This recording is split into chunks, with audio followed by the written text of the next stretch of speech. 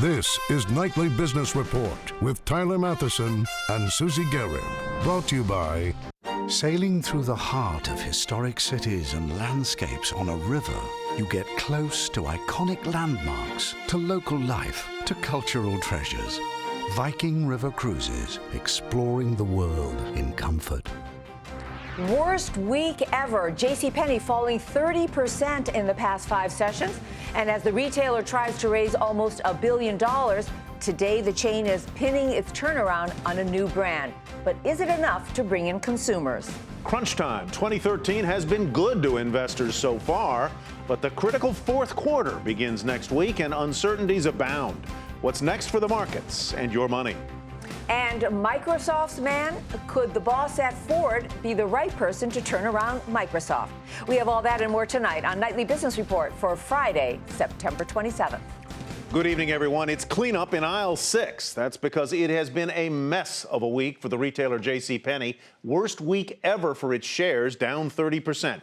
The venerable department store has prospered for more than a century through the Great Depression, to world wars, the online shopping revolution. But now Penney's is in a fight to survive. Same-store sales down 8 quarters in a row. A savior brought in, then kicked out. His turnaround plan an unmitigated flop. Then a new boss, same as the old boss. And yesterday, a stock offering to raise cash so it can get through the holidays and into next year. Still, the company is resolute, sticking with its strategy, even launching new boutique shops within its stores today.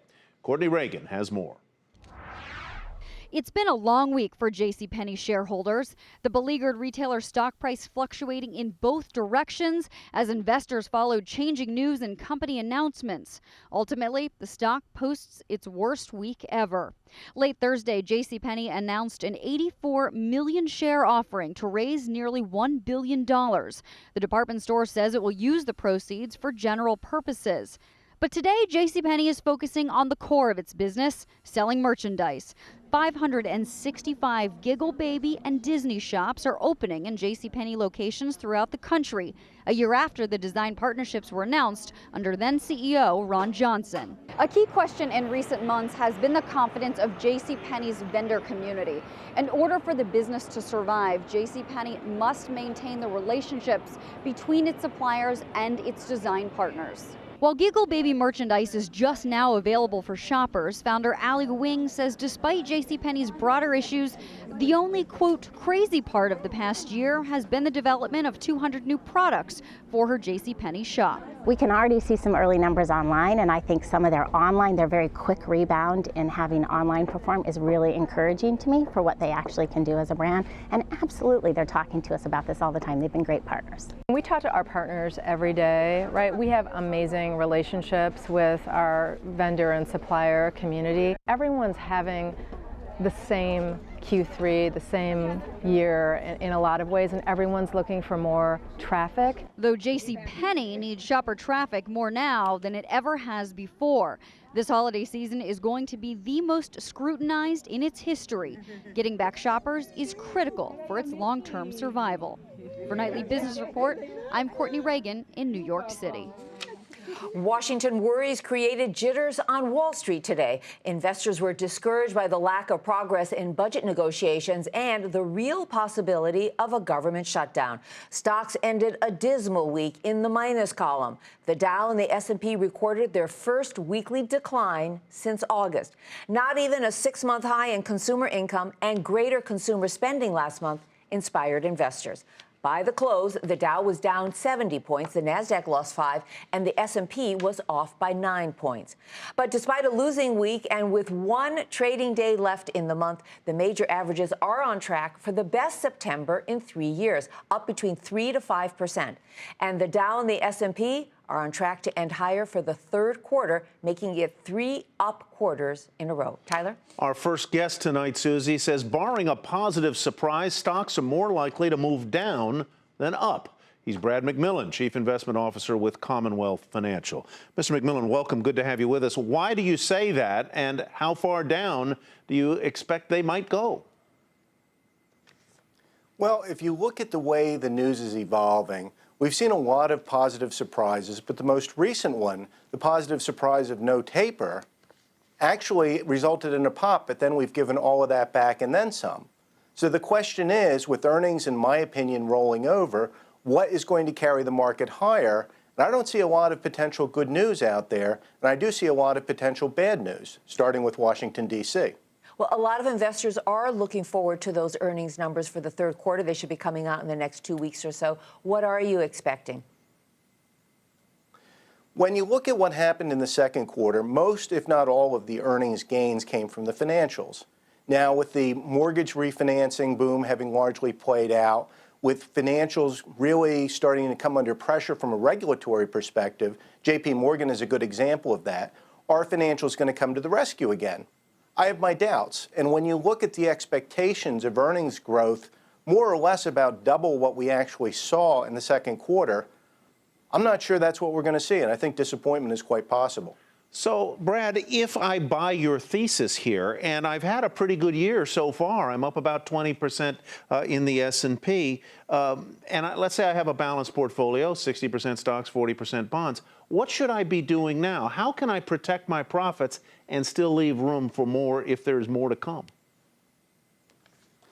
The answer really is strategy diversification, not only in the equities, but also in the fixed income. You can go with a long-short approach or a low volatility approach in equities. At Commonwealth, we've been recommending caution in equities for a while. We've wanted clients to diversify their portfolios among equity strategies, to preserve the upside exposure, but do it in a way that's going to limit any downside exposure. In fixed income, munis right now are probably the most attractively priced option. The Detroit situation has resulted in some opportunities being created there. All right. Brad, I saw in your note that you're a little optimistic about what's going on in Europe and in China. You see some hope there. Are you looking at that as, from an investor point of view, of investing in European or Chinese equities or in U.S. companies that have operations there? What's the best play? I think both of those are opportunities, but when we look to invest at Commonwealth, we look at valuations. We would much rather buy cheap than expensive.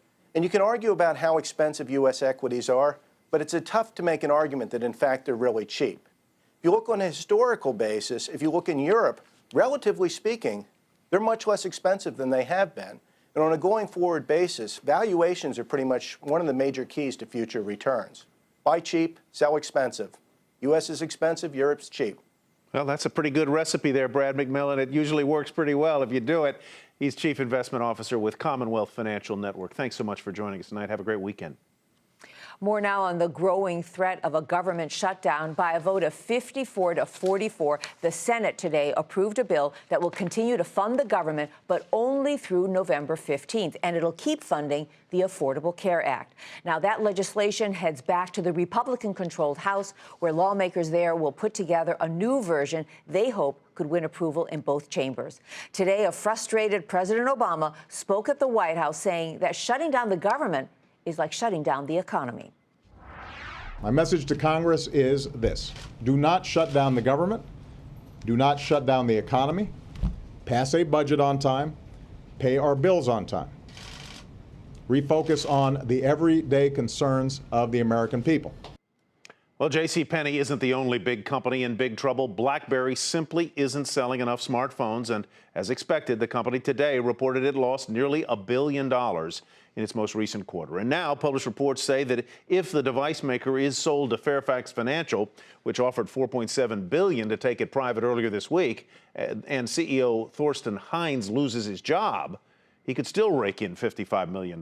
This controversial golden parachute is said to have been secured by 3 BlackBerry board members, including the chairman of Fairfax Financial.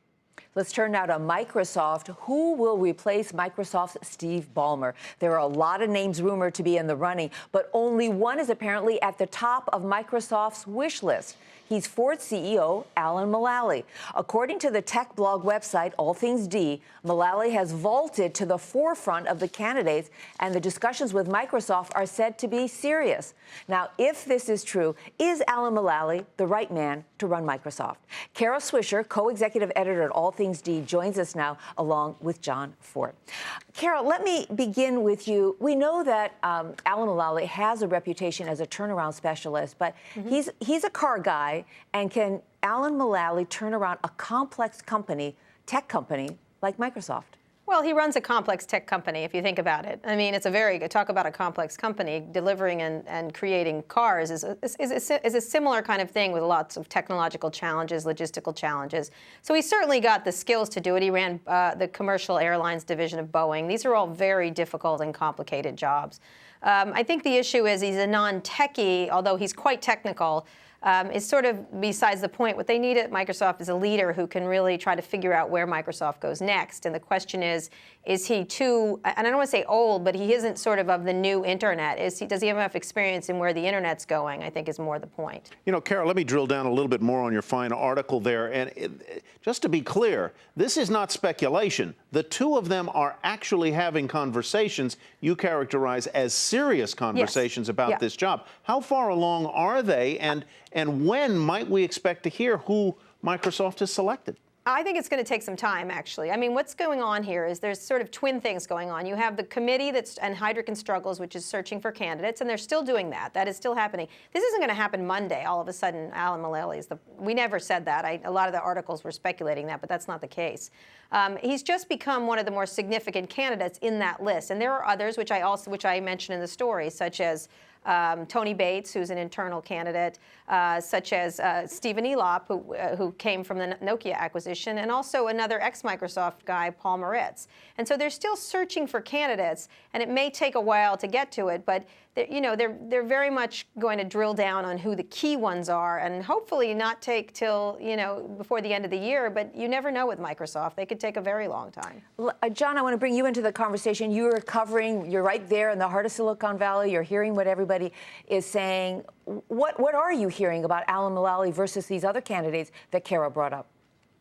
Well, he seems to represent one end of the spectrum as far as what Microsoft could choose. One end of the spectrum is your master manager. The other end of the spectrum is your technology visionary. And in a way, Steve Ballmer was more of the manager type. He was a sales guy.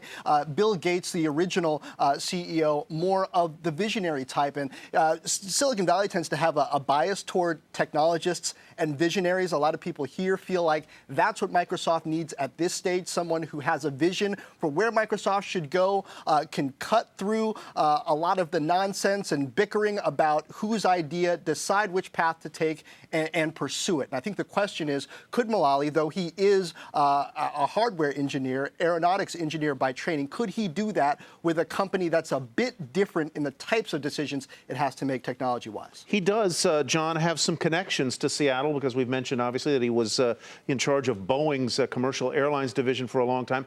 Microsoft and Ford have had partnerships with respect to the data screens in their cars.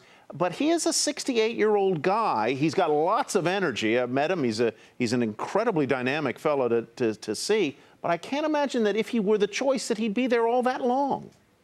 Well, I don't know. I mean, that's true. He's not the founder. Larry Ellison is right up at about that same age, and people don't often speculate about him retiring because of age anyway. He still knows how to win. So I don't think age is the issue so much as is he the right guy for Microsoft at this stage? And I think a lot of people would say if he is the CEO, he's going to have a pretty clear number 2 or number 3 with a different skill set, who's very clearly the visionary in technology and can end some of that infighting that's happened between those divisions over the years. Kara, real quick question to you just to wrap up our conversation. What about Bill Gates? I understand he's taking a very active role in this search, and he's a very hands-on chairman. Is he a possible candidate?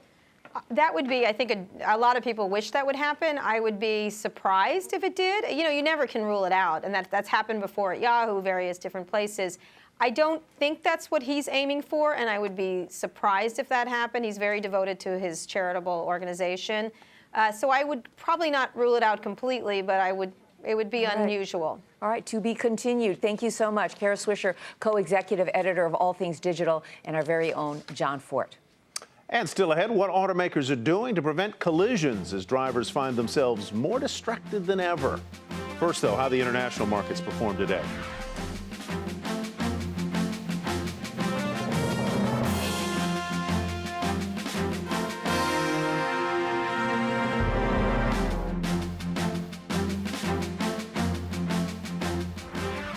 Crash prevention systems can add thousands of dollars to the price of a new car. Until now, consumers had to take the word of automakers that these systems actually work. Now, for the first time ever, the Insurance Institute for Highway Safety conducted crash tests and came out with ratings on the best ones. Phil LeBeau has the results.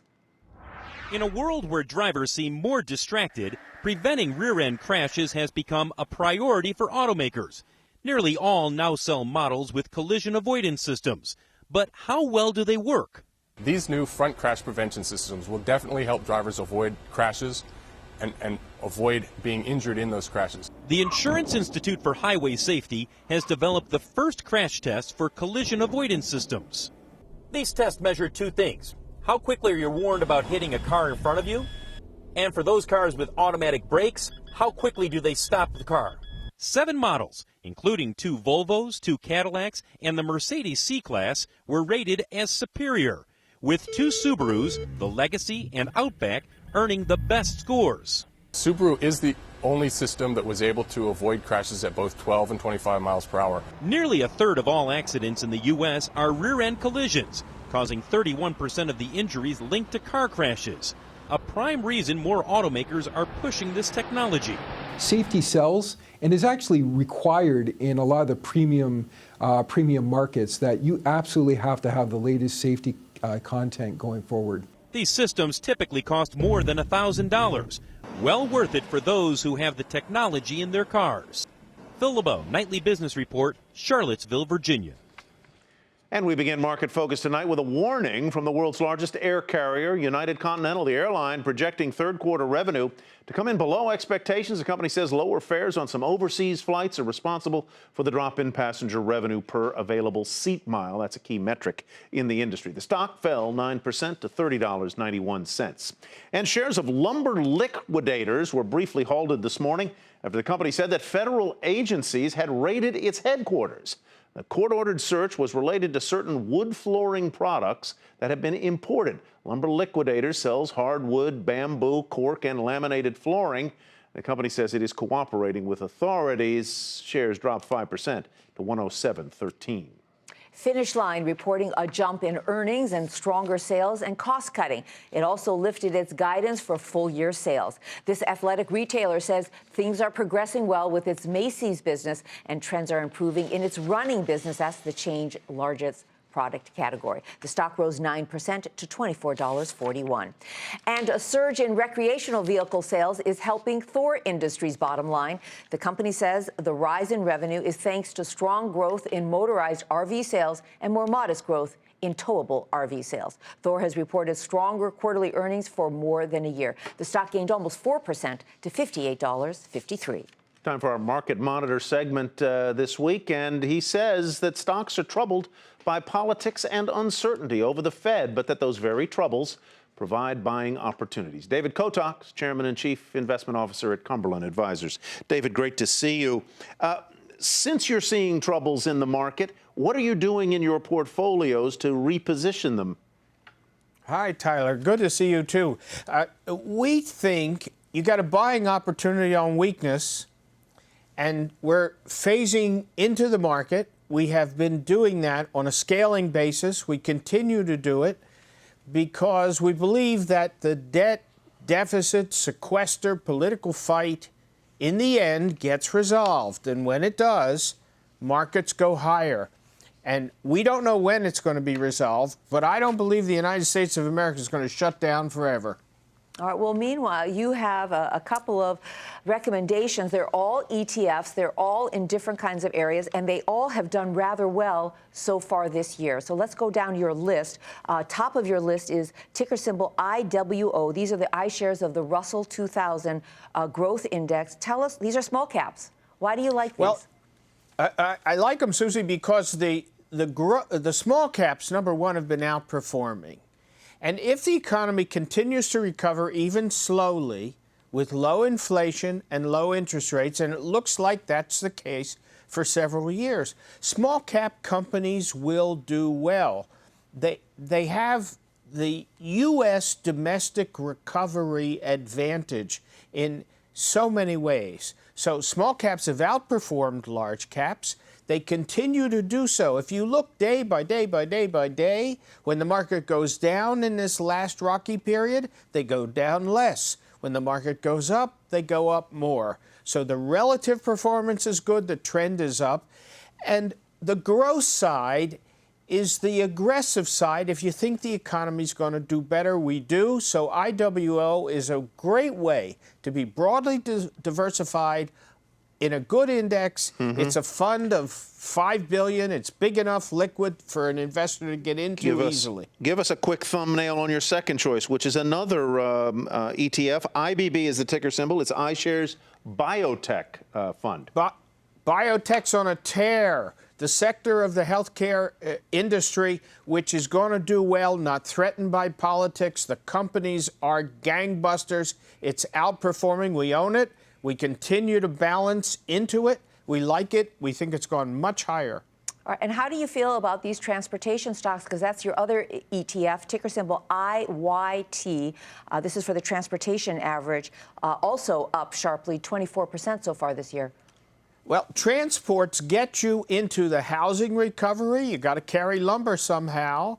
They have a kicker in the rails because they're carrying oil. We don't put pipelines running in the right direction so far. And airlines, air transport, doing better. Again, slow economic recovery. You get it in transports. The nice thing about the transport index is that it is U.S. recovery based. You cannot outsource a trucker and a truck to some other country. You got to do it in the United States. All right, David, I assume that your firm owns most of these companies that or funds that you mentioned. Do you personally? I don't own any security that my clients own because of a conflict. It's unfortunate for me because I have to choose less liquid ETFs because of that. We have a no conflict rule and a day late trading rule in our firm. Clients come first. All right. Thank you very much, David Kotak. Have a great weekend, sir. Thank you. David's Chairman and Chief Investment Officer at Cumberland Advisors. And coming up on Nightly Business Report, private companies have been running healthcare exchanges successfully for more than a decade. So, will the new health law bring in a wave of new business? But before we get to that, here's a check on how commodities, treasuries, and currencies performed today.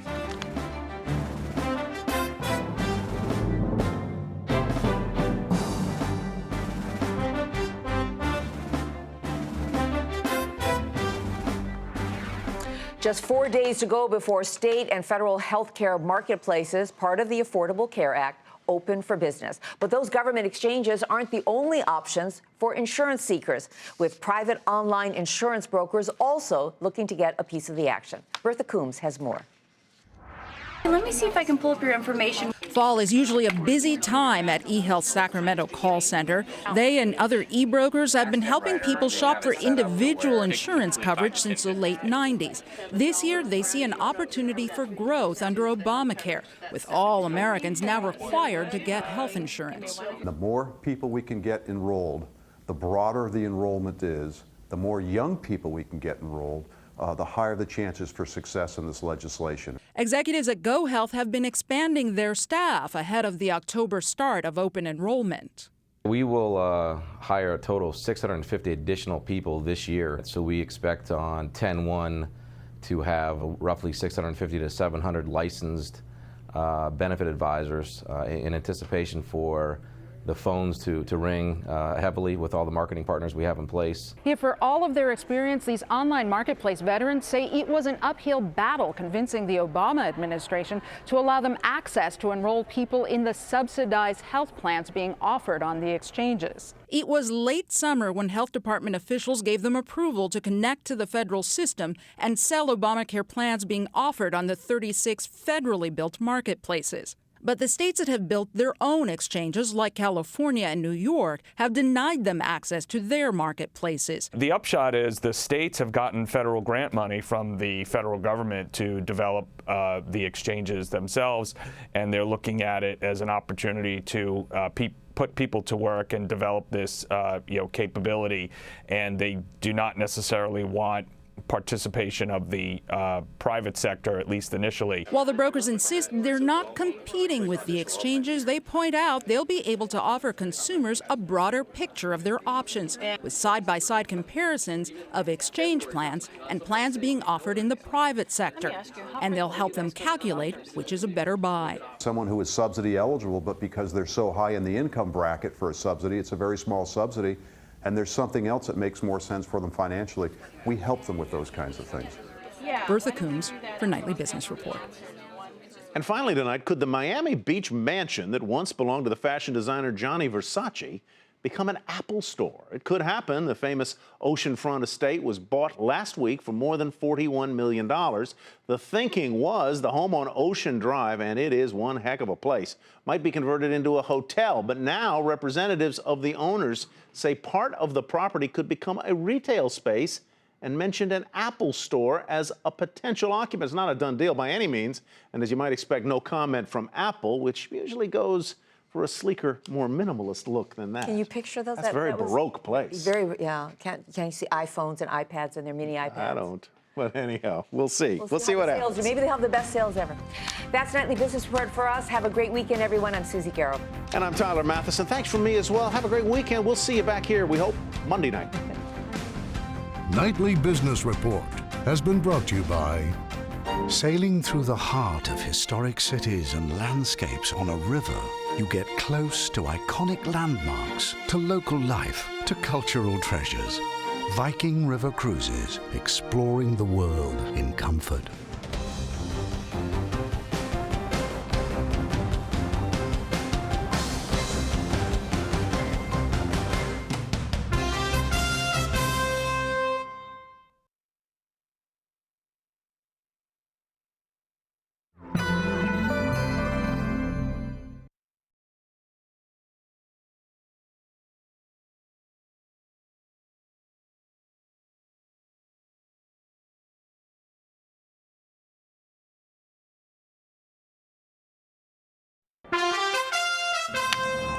I'm Susie Garrett with a Nightly Business Report news brief. The Senate approved a bill that will fund the government for a few more weeks and keeps funding the Affordable Care Act. That bill now heads back to the House.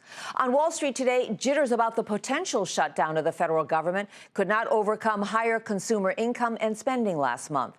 The Dow lost 70 points, and NASDAQ was lower by 5, and the S&P off by 6 points. Shares of Penney fell another 13% after selling $800 million in new shares to raise much-needed cash. The Federal Housing Authority is requesting a $1.7 billion bailout to cover loans that are expected to go bad. And ExxonMobil will now offer benefits to legally married same-sex couples in the U.S. Be sure to tune into Nightly Business Report right here on your public television station.